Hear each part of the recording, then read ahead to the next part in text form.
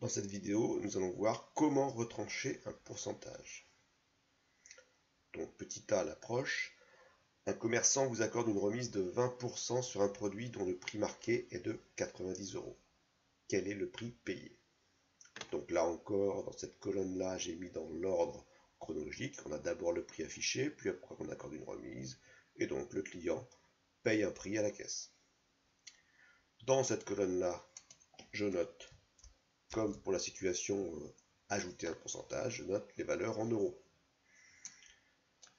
Dans cette colonne-là, je vais noter ici le prix affiché de départ, qui est de 90 €.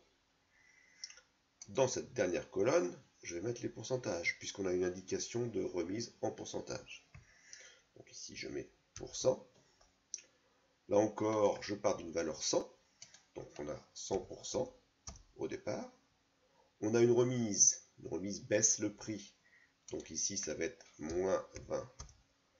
100 moins 20, ça fait 80.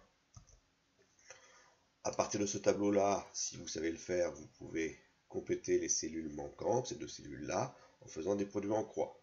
Ce n'est pas l'objet de cette vidéo, donc je vais parler plutôt du coefficient multiplicateur. Le coefficient multiplicateur permet de passer de cette valeur-là à celle-ci, le départ, l'arrivée.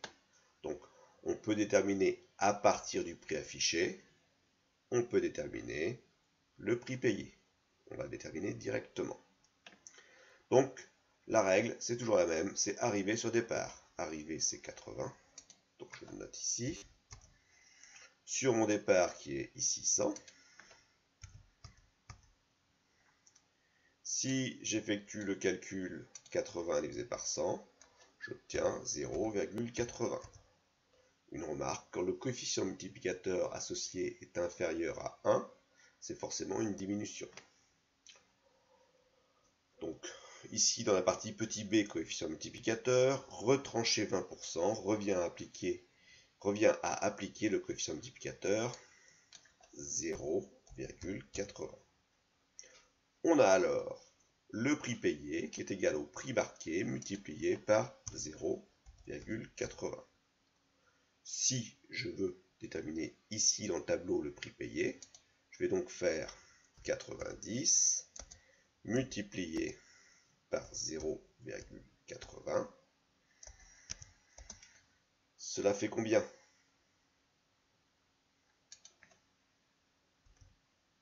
72.